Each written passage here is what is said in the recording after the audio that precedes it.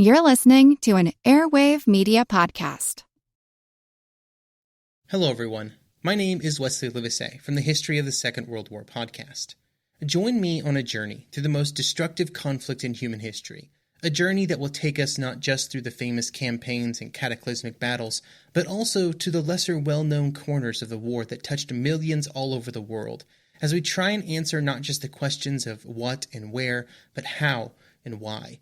You can find History of the Second World War on all major podcast platforms or at historyofthesecondworldwar.com.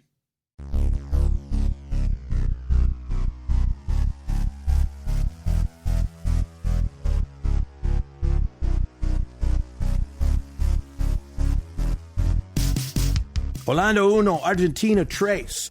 Bright blue and white figures intersect and spin with orange. The ball is white, with the illusion of spinning black circles created by so many triangles on its surface. The stands, a house of confetti, spilling into the sky and onto the green field below. The audience is a raging beast, stomping on the floor and beating the stadium, roaring with each kick. Argentina! Argentina! Goal! No. No one cheers for the Netherlands. Who would dare in the Estadio River Plate, or the Estadio Monumental, in the south end of the city of Buenos Aires, country of Argentina, 70,000 fans. Still, the Dutch are not intimidated at all. The Hollandeses have a style of play that is fluid, rapidly changing, dynamic. I'll let the Uruguayan writer, Eduardo Galeano, explain it. He can do a better job than me. They called the Dutch team Clockwork Orange, but there is nothing mechanical about this work of imagination that everyone befuddled with its incessant changes. This orange fire flitted back and forth, fanned by an all-knowing breeze. It sped forward, then it pulled back. Everyone attacked and everyone defended, deploying and retreating in a vertiginous fan. A Brazilian reporter called it organized disorganization. And you can see it on the color TV, a flurry of orange players. Over-tinted and a little glowing on the edges the way older color TVs gave the image back then. Yet there it is, unmistakable, a blue and white streak, azul y blanca, in a diagonal, on the top left of the screen, now the top right, and now down to the bottom right. He's tied down in so much orange, but then dancing, reversing, until there is no defender. The foolish goalie runs up to grab the ball, but leaves a large, empty, beckoning space. The ball hits the foot. The sound, it was said, was like a jet engine. Goal! It would go on for a bit longer. The orange would never give up. And the last minute, the ball hits a pole, coming ever close to scoring. And you'll notice, watching on the TV screen at this time, though so few might have noticed, that on either side of the goal is a black band. Holanda uno, Argentina tres. The celebration begins, and fans start crowding the stadium, emptying out into the streets. The entire country is shouting. Again, Eduardo Galeano. Once a week, the fan flees his house for the stadium. Banners wave and air resounds with the noisemakers, firecrackers and drums. It rains streamers and confetti. The city disappears, its routine forgotten. All that exists is the temple. In the sacred place, the only religion without atheists, put its divinities on display. Although the fan can contemplate the miracle more comfortably on TV, he prefers to make the pilgrimage to this spot, where he can see his angels in the flesh, doing battle with the demons of the day. We had to win, says Leopoldo Lupe, one of the players. All of these young people, so impoverished, we had to give them something to be happy about. They had nothing. There is something unmistakable, though, about this particular victory. The World Cup, FIFA World Cup of 1978, Buenos Aires, Argentina. Argentina defeating the Netherlands 3-1. There's something unmistakable about it. Joining in the celebrations are the dictators, the generals who had taken over the country.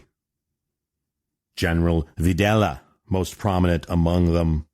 Everyone knew what was going on. One of the groundskeepers of the stadium had piles of pictures of people in his office, the victims that disappear.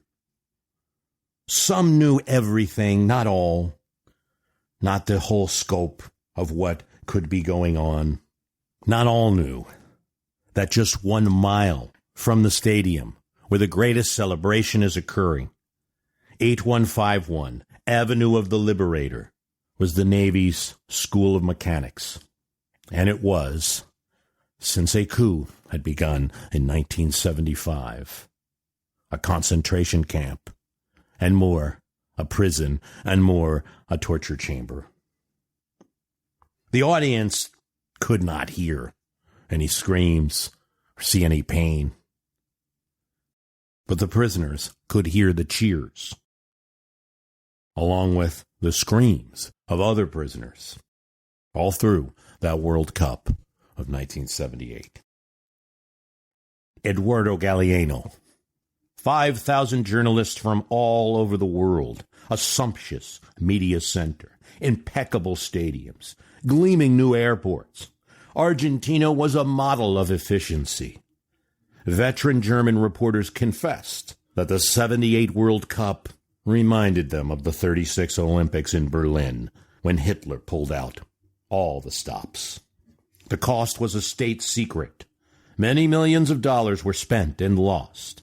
How many, it was never known, so that the smiles of a happy country under military tutelage would be broadcast to the four corners of the earth. Meanwhile, the top brass who organized the World Cup carried on with their plan of extermination for reasons of war, or just to be sure. The final solution, as they called it, murdered thousands of Argentinians without leaving a trace. How many? Anyone who tried to find out was swallowed up by the earth. Curiosity, like dissent, like any question, was absolute proof of subversion. The president of the Argentine Rural Society declared that thanks to soccer, there will be no more of the defamation that certain well-known Argentinians have spread through the Western media. You cannot criticize the players, not even the manager. The Argentine team stumbled a few times in the championship, but local commentators were obliged to do nothing but applaud.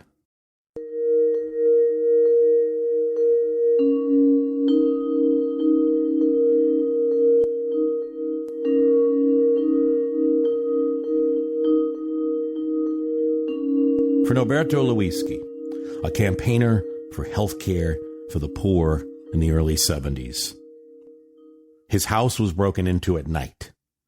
He was shot in the legs, and he was brought in a car, and straight from that car, brought to a torture chamber, brought to the School of Mechanics, attacked with a kettle prod, scorched, burned, humiliated, intimidated. His wife and daughter were also kidnapped, and the soldiers made threats about them. Many gruesome details. He was not alone. Many reported the same thing. Shackled, put in prisons with lots of other people, sometimes brought to rooms where there is no one else, where there is total darkness, bag over the head, so that one lost their sense of time and space.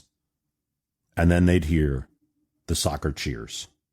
As one journalist put it, this was not in some faraway place. It was death in a city so defined by its life. The wide boulevards of Buenos Aires open up like avenues of Paris. On every corner, glowing cafes swirl with urban life, where today fancy cocktail drinkers sip their drinks in fabricated underground speakeasies. Yes, that speakeasy trend has hit Buenos Aires like everywhere else.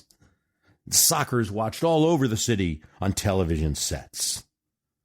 It was death in a city so defined by its life, yet for Lewinsky, heard the crowd outside cheering for a goal. And the guards, too, were yelping. They were yelping like dogs every time Argentina scored. And so the prisoners, too, cheering for a goal. Then the guards stopped. That is the last goal you will ever cheer for. Yet he was one of the lucky ones. Norberto Luischi would live, and in 2014, he would meet the Pope. But 5,000 others never been found, and there's likely near 30,000 victims of the national reconciliation process, or the junta. It was repression in color TV at a time with sophisticated polyurethane-coated Adidas footballs, disco music, when Star Wars was the #1 movie in America and everyone was learning who Luke Skywalker and Darth Vader were. Cameras and lights on the city. Journalists from all around the world were descending, and some of the restrictions that the junta put on during the coup, the unfortunate restrictions that they had to put on during the national emergency, were lifted for the World Cup. Still, nobody quite knew that so close, not far away, but in different detention centers in the city of Buenos Aires, people were tortured in countless ways, treated like subhuman garbage. All because they had listened to a teacher talk about Marxism, gone to the wrong meeting, ended up in some activist address book, or in the case of one, attended a few meetings because his girlfriend wanted him to. Both would be locked up. He would never be seen again. Or just because, as happened apparently to the daughter of a Swedish businessman, they looked like someone else, or they were in the wrong bus, the wrong place. It's not something forgotten in Argentina. It's very present, very present. This won't be news to them. They look at the World Cup of 1978 with some trepidation. There's not as much remembrance of the event, even though it was a world victory. The team is Mario Kempes, and the rest of the players are celebrated, but not in the same way. Mario Vigliani remembers being huddled, and a guard allowed them to watch a small black and white TV at the end of the halls. They could sit outside their cells. For an eerie moment, they were allowed to lift their blindfolds. But the guards did not let them just enjoy the game quietly. They pressured them to scream for the team and to say goal during the game. As he recounted, I looked into the TV, the harsh glow of fluorescent lights, and I saw a world that I would never see again. A fellow prisoner he knew of had just been transferred. And it was soon figured out that when one was transferred, there was no other prison, probably drugged. They were going in a plane over the Atlantic and dropped out. This was the matter-of-fact, scientific, deliberate disappearing process that the Argentine junta that ruled from 75 to 83 had decided on. That it would be no good to fire upon a crowd. That would elicit bad publicity. That it would be no good to announce the arrest of thousands of people. That would bring shame from the world. There would be no good to try things in the courts. Those sentences could be reversed later. And besides, their goal was to change the culture, to change the politics and society by simply getting rid of opposition. As the foreign minister of Argentina during the junta once said, it may take some time, but the world will soon understand our reconciliation process that we have decided on. Most of the fellow watchers, along with Vigliani, did not make it for too much long after the game. How he survived, like most of the survivors, who are very few, didn't know. He knew how to fix the TV set. That could have been a factor, and still, had he not cheered in the right way, in the right guard's vision, could have met the same fate.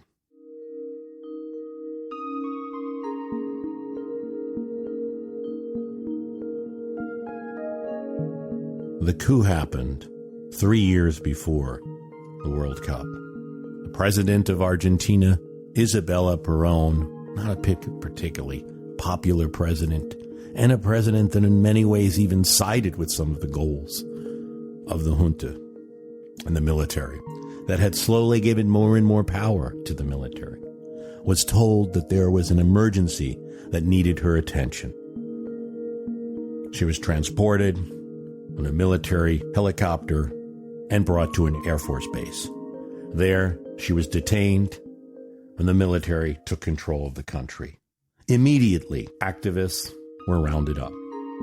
And after the coup, in the first days, Ford Falcons, usually black, were noticeable all over town with no license plates. And they'd run through traffic lights. Oh, they soon come to be feared because they were associated with the disappearances. The press was turned on to auto-censure. Everything had to be put before the new emergency national government. And they were told not to print anything about killings or disappearances. Hundreds of reporters were jailed. Many disappeared, never seen again. Defense lawyers were called subversive or anti-Argentino. Newspapers were told to print pro-junta material and to mock Amnesty International and their silly complaints, other groups, to deflect attention on Russian or Cuban prisons. The head of a major newspaper decided to print the most pro-junta articles, to support the junta in many headlines, but to slip in little notes about the disappearances. No dice. He was jailed and tortured. A British journalist living in Argentina, working for the Buenos Aires Herald, the English newspaper in town, was able to have a little more freedom since his paper didn't immediately interest the junta, as it wasn't in Spanish. He started getting visits from people coming to the offices. Judges had told them they knew nothing. Policemen had told them they know nothing. They can't talk about this. Other newspapers they would visit tried to tell them the news. We have a relative that hasn't come back from school. We've no idea where they are, and no one will help us. He began printing the names of these people. Robert Cox did, and challenged the government. If you can say where they are, we won't print their name. Few other newspapers joined him. Robert Cox's wife asks friends, "Do you hear these stories about people being taken at 3 a.m.? And they would say back, "Those are nice shoes you are wearing." It was a strange time, Cox said. Soon, relatives from his wife's family that they had great times with were crossing to the other side of the street when he walked down. There are connections between neo-Nazi movements. There were a lot of Nazis that fled to Latin America, including Argentina. And the junta banned the Beatles from being played on the radio. It was listed in a group of subversive music. I never got the right word to describe that time. Still don't have it years later. Cox would eventually leave Argentina after a threatening letter with details was sent to his son. Despite reporting which was reaching other sources and despite the complaints of various groups, FIFA decided that the World Cup would remain in Argentina in 1978, although the deal had been made in the 1960s when Argentina's government was not controlled by this dictatorship. And the abuses were not totally known, but they were not unknown. Cox's stories had reached around the world. The Netherlands team had initially wanted to boycott the World Cup. FIFA told them that they would not be able to play for several World Cups after that if they did so. The players were not responsible. Indeed, they were not free from repression entirely. after a close match with Hungary, Leopoldo Lupe says that he remembers hearing from a military official that this could be really a group of death for all of you as far as you're concerned. And there were certainly some controversial games in that FIFA World Cup. There's still a game Argentina needed 5 goals to advance, and they won 6-0 against Peru, and there's still a lot of questions about that game. A lot of back and forth even today. You post something, you're going to get a note from an Argentine soccer fan, so it's still not all known. And we do think that the final game in the Netherlands was played as a legit game.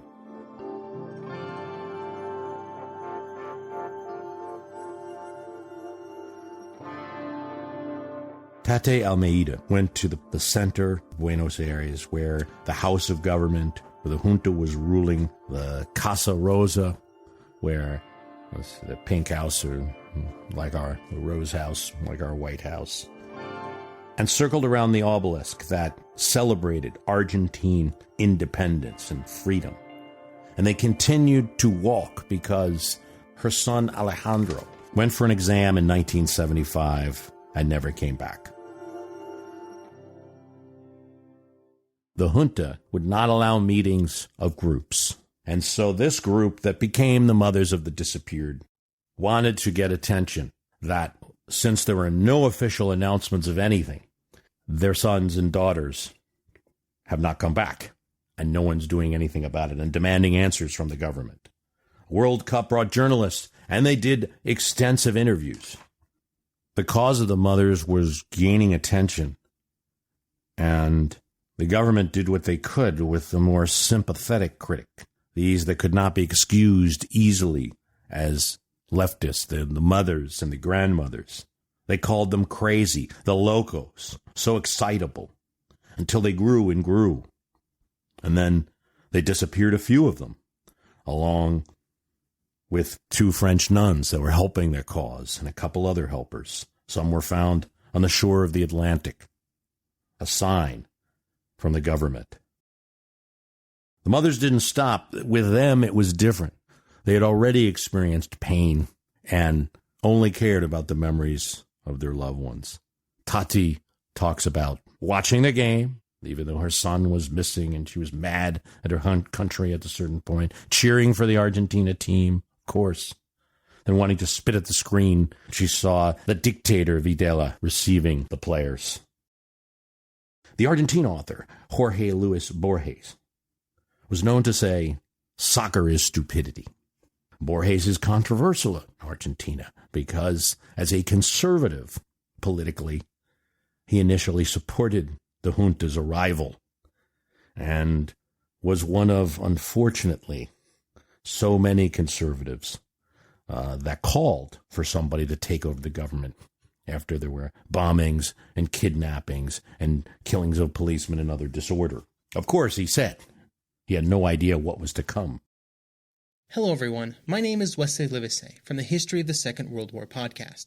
My podcast is a mostly chronological retelling of the Second World War, and I hope you will join me on a journey through the most cataclysmic conflict in human history, as we try to answer the questions of not just what and where, but how and why. Join me on a journey not just through the famous campaigns, battles, and events, but also on a trip around the globe as we broaden the scope of Second World War history beyond the well-known battlefields of Europe and the Pacific. During weekly episodes, I seek to provide new insight for longtime students of the war, while also being a great jumping-on point for anyone seeking a deeper understanding of the Second World War. This podcast has made it to the invasion of Poland in 1939, and start listening now to find out how the world would find itself embroiled in its second worldwide conflict in just 20 years. You can find History of the Second World War on all major podcast platforms or at historyofthesecondworldwar.com. There is a corner of Los Angeles where dreams are brought to life. The stuff that dreams are made of. Where stars are born. Top of the world! Where legends are made. Oh, it's alive! It's alive! It's alive! For over 100 years, the world has been captivated by Hollywood. But just beneath the stardust lie a million more fascinating stories. Tales of heroism, villainy, betrayal, passion, tragedy, and triumph that, when sewn together, form an incredible history. The Secret History of Hollywood, available now wherever you get podcasts.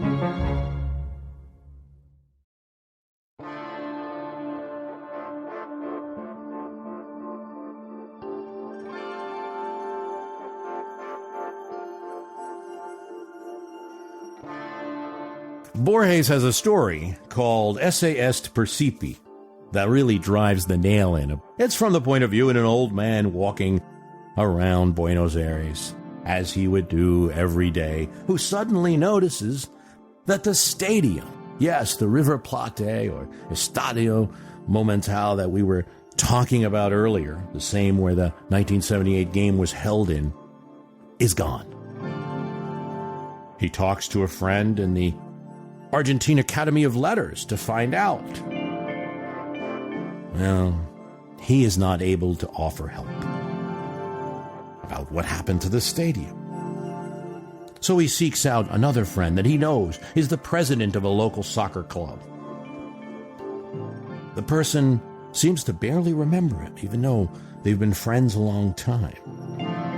Borges' character that he's narrating reminds him of players. What about Zarlenga? What about Paradouis and their passing attack? The president of the club says, "Oh, yes." And then, "To think, I made up all those aliases." "Aliases," the old man says. "Yes," the president of the soccer club says, "aliases." The old man is beside himself. "Aren't they real?" He names another player, Lamondo. "Isn't that the real name of the idol, acclaimed by fans?" "Oh," the president of the club says, "you still believe in fans? Where have you been?" Then he is told that there is no game, no players. The stadiums have long since been condemned and are falling to pieces. The game is only performed by a single man in a booth or by actors in jerseys playing for the TV cameras. "Oh, and I suppose you don't believe in space travel either. Putting a man on the moon? That is a Yankee-Soviet co-production. You mean to tell me nothing is happening?" "Very little. And I don't understand your fear. Mankind is at home, sitting back with ease, attending to the TV and the sportscaster. It is the march of time, the march of progress." That is Borges. Little magic realism there. They have the same, so there's always that contention about sports, that sports and politics, it's famous, it gets in the way. I'm not a subscriber to that point of view. I'm a big football fan, and I do a podcast called My History Can Beat Up Your Politics. The one doesn't stop the other from happening. I mean, yes, it's surely someone can be very obsessed with something like sports and do nothing else. But it's the agency I question. The one doesn't do the other. But you could make this argument about 1978. Soccer was becoming an illusion that was swarming over critiques of the people that Borges had, at least for a time, supported. There was no disappearing stadium in Argentina. They wished for a way to make economic problems that the country was suffering. This is the 70s, great inflation, oil crisis. A response to all the criticism that they were getting, the junta went a little magic realist themselves. In a slogan for the FIFA 1978 World Cup, their slogan was, "Argentina is human and Argentina is right." They weren't alone. Brazil's military dictatorship at this time was bolstered by the team's victory in the 1970 World Cup. Eduardo Galeano, at the Victory Carnival in 1970, General Medici, dictator of Brazil, handed out cash to players, posed for photographs with the trophy in his arms, and even headed a ball for the cameras. The march composed for the team, "Forward Brazil," became the government's anthem, while the image of Pelé soaring above the field was used in TV ads proclaiming, "No one can stop Brazil." Who was noticing? General Videla, who would use the image of Kempes, unstoppable as a hurricane, for exactly the same purpose. Soccer is fatherland. Soccer is power. The country wasn't fooled by these disappearances, not after much time. People saw young girls being snatched up on city buses. People had washed up on the shores from the death flights. Too many people simply were gone for it to be coincidence. A baby born to a disappeared mother in the final seconds of the World Cup game in prison was snatched by the junta to be raised by a family that would be less subversive. When the grandmother and grandfather demanded details, they were told that their daughter had broken a roadblock and had to be shot, and there was no body. 500, it's estimated, babies were taken by the junta and given either to the Catholic Church or to military families, anywhere, so that not only would they disappear people, but do what they could to create a new political generation that would be submissive. The hopelessness of this torture, summed up well by Graciela De Leo, now a human rights professor. She was one of a few picked out by the guards to actually go in cars and watch the crowds of the World Cup game. Although it might seem like something that would be a special treat for a prisoner to be able to leave the prison and go outside in daylight and see the crowds and see what was going on at the World Cup game, she said, in some ways, nothing was more horrific. At one point, the guards pointed as they drove, as the crowd cheered for Argentina, and said, "Who remembers you now?" She was allowed to look up from the sunroof of a car. This is how brazen and daring the guards and the military and the generals were at the time. As she remembers, she could have screamed, "I'm one of the disappeared. I was one of the disappeared. Please help me." No one in the city streets recognized her. No one cared. It was at this moment that she was more horrified than ever. She was truly, even in daylight, disappeared. Soccer is the world's most popular game, and its intersection with politics is not incidental. There's 3 billion fans. How could it not? We shouldn't be naive about it. Some shake their heads in frustration. I mean, the game is in Putin's Russia. It's going to be, with some help or at least compliance from Russia, in Qatar next, an oil-rich nation which really no soccer fan base or much population to speak of, in so many other countries. Yet the game is mesmerizing, and every 4 years, dear listeners, even your host is somewhat obsessed with it.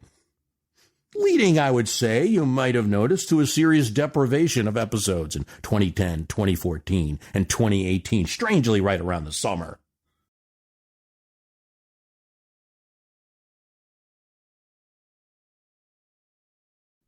Hello everyone, Takuya here. And I'm Gabby. And we are the hosts of History of Everything, a podcast which you can probably guess by the name is, well, I mean, it's about everything. Do you want to know why people thought potatoes were evil and would give you syphilis? Are you curious about all the stories of the terrible and stupid ways that people have kicked the bucket over the years? Do you want to hear tales about all of the different badasses of history and the lives that they had brought to life? Well, if so, then look no further. History of Everything is just the right podcast for you. It's available on Spotify, Pandora, and anywhere else that you get your podcast from. Join us for some fun and just see how weird and wacky history can be. Hey, Matt, did you know that wombats poop cubes? Nope, never heard that before. Did you know the unicorn is the national animal of Scotland, Ken? I didn't know, nor do I care. Neil, did you know that Liechtenstein is the only doubly landlocked country in Europe? Jeff, isn't that an American pop artist? Well, actually, it's both. If you want to learn things like that and more, join us each week on Triviality, a pub trivia-style game show podcast where a lack of seriousness meets a little bit of knowledge. Listen in each week to answer general knowledge trivia alongside exciting guests from around the world. And we're here too. Join us every Tuesday for new hour-long episodes of Triviality, plus tons of extra theme content on everything from The Office and Lord of the Rings to science and geography. And sometimes we even do sports. Find us on all your preferred podcast apps and take part in the fun of playing bar trivia without the need to wear pants. Real mature, Jeff. Forget it, Neil. It's Triviality.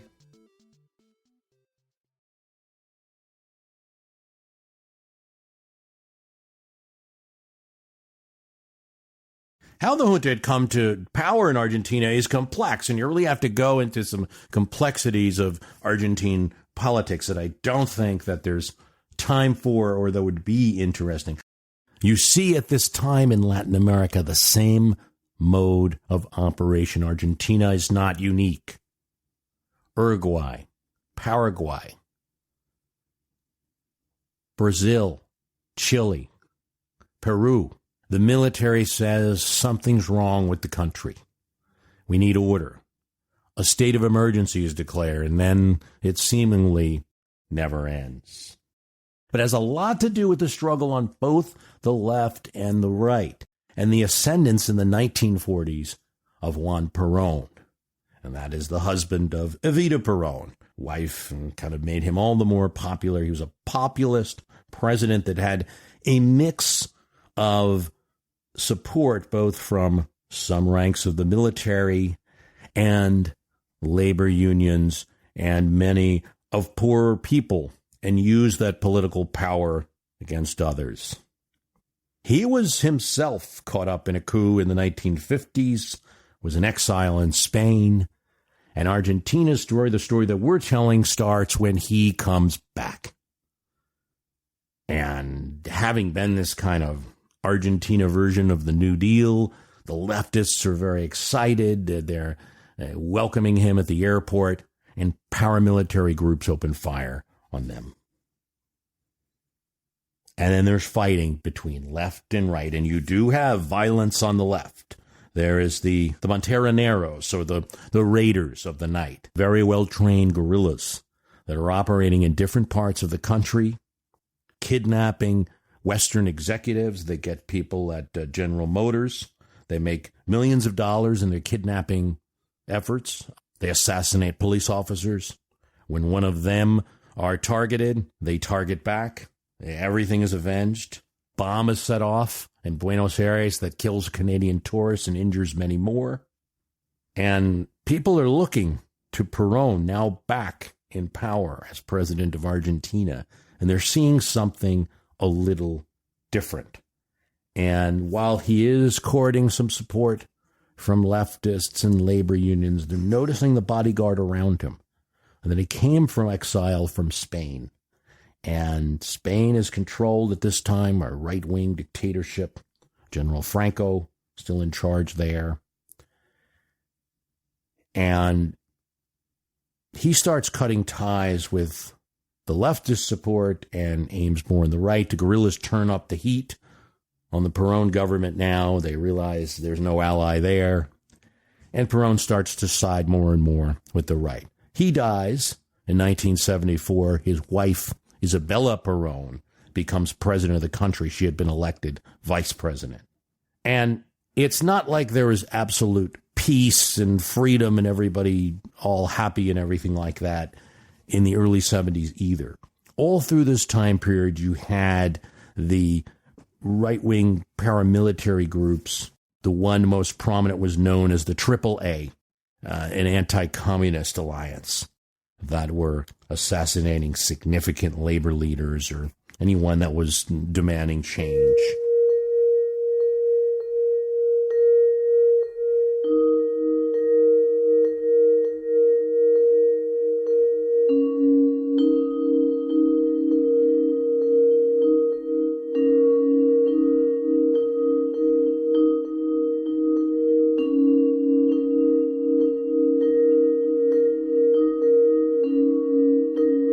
Nobody walks with coffee in Buenos Aires.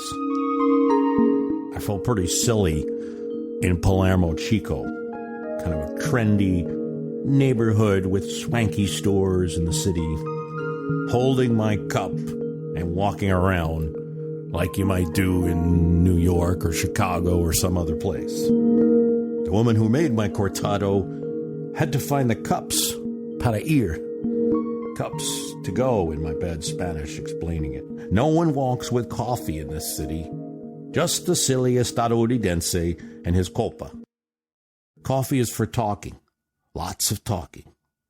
Laughing, storytelling, gesticulation in numerous cafes all over. As many as we have banks and as many as we have Starbucks, there are cafes with tables in the front in Buenos Aires. And they call them bars at times. They're really cafes. Some of them are very historic, and I wanted to see them all. I wanted to see everything. I walked and I walked. Avenida Santa Fe, up and down. Avenida Corrientes, Calle Florida. I pigged out on big open-faced sandwiches with ham and french fries and eggs on top. I ate too many empanadas, the best that you could ever eat. Deep dish pizzas. But above all, I wanted to be a porteño and drink the cortado at all of the ancient cafes. You could sit at the table in the cafe forever. You're never kicked out. El Gato Negro, Cafe La Orquidea, Cafe Victoria Cream. Yes, I had an odd affection for certain English words in the right place. And you could get ice cream there for breakfast, too. Cafe Richemont and its hardwood elegance. Cafe Florida, where you would stand and drink your coffee with other patrons just as they had for decades. Take that, Starbucks. Maybe you should put one of those in there. I laughed at a place called Kentucky Pizza. Again, they just love certain English words. Kentucky Pizza. Dinner was at 9. You come at 7, and you are setting up the tables along with the waiter. Most people were in groups, and to eat dinner, you had to ask permission to comer solo. In other words, to take up a table just for one person. Everybody is in groups, but it's always okay to sit at a cafe alone and to sit for hours. They'll never present a check until you ask for it. I walked and walked Palermo Hollywood neighborhood, San Telmo, the Recoleta. In one walk, really, you're going from something that looks like California to something that looks like Paris to something that looks like an old Spanish shore town. I enjoyed in equal measure the Evita Museum and the Museum of the Intellectual Zul Solar. I think it was in the Cafe Violetas, with its huge stained glass windows, there for decades, there throughout the Junta period, that I realized that history had caught up. I had studied the history before I came. Violetas and the other cafes were meeting points for intellectuals, the beginnings of movements. They were not shut down during the junta for the most part, but one had to be careful about what one said. The mothers of the disappeared, for instance, met in some of the seats at the Las Violetas, quietly, to plan their protests that would slowly unravel the proceso. I knew this as I sat and as I thought. How? This vibrant, colorful place, how could it be shut down forever? How could these people be silenced? It was a nation of talkers. How could democracy, free speech, enshrined in their 1853 Constitution, how could it be shut down? I remember thinking it back then, as I'm sipping a cortado, how quickly the spark of democracy can be extinguished. Now you're listening and thinking, oh, he's talking about 2018. He's trying to say that this is happening in America right now. And that's not exactly what I'm saying. This is an extreme vision of how bad things can get. This is a horrific cautionary tale of a quick turn in a matter of months from democracy, challenged democracy with a lot more violence, certainly, than we have in the United States, but still a democracy, a relatively free press, to none of those things. It's a tale of what can happen when the press is humbled, when violence is used to snub out, under the guise of snubbing out the threat of violence, to snub out one's political opposition. More to the point, when violence can be used scientifically, targeted in secret to individuals, it's also where there's nowhere to hide. It's also something very different, where the military is the civilian government and where a group of people are declared subhuman, worthy of elimination. So no, am I talking about America in 2018? No. Am I talking about Trump directly in the story? No. Do I see certain things that are troubling to me, that I think are troubling to many? Do I see attacks on a free press? Do I see separating children from parents? And one could answer, well, that's being done at the border, that's being done for immigration. I worry, and I know many people, that when a mechanism is set up, that it could be used for other things. When facilities are created, they can be used for other things. The people in Argentine prisons were Argentine citizens. Now, let's look at it this way. Let's take the opposite tack. Sure, we'll be happy, perhaps, that our battles occur on Twitter in our country, that there is not a general in charge of the country, but a president put in charge through the electoral college process that announces different policies all the time, assaults his opposition, attacks the press in a very public way using social media account, using his own speech, his own First Amendment. They did stop Elizabeth Warren once from speaking in the Senate. They did not shackle her up and throw her into the Naval Observatory. He makes fun of people. He calls her Pocahontas. We have a president doing things like this. You know, one could say that's a valid way to look at it. And we should be happy about this. We should be happy that, Sarah Sanders is denied a dinner. And some people, at least for a matter of weeks, are going to be denied eating at that establishment because there are now protests. That this is very different from machine guns turned on one another.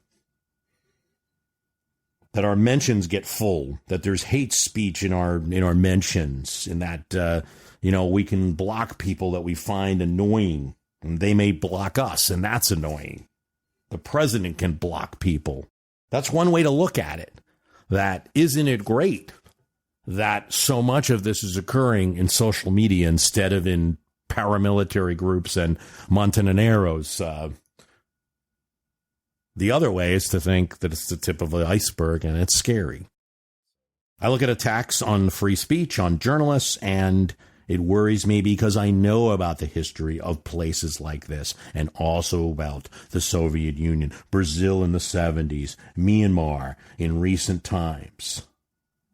Both direct attack on journalists or a kind of subtle intimidation that creates a press that's overly compliant. That's no good for democracy. And any of the historical figures that we study, whether it's like Jefferson and Adams in their letters or Tocqueville, you know this. This is obvious.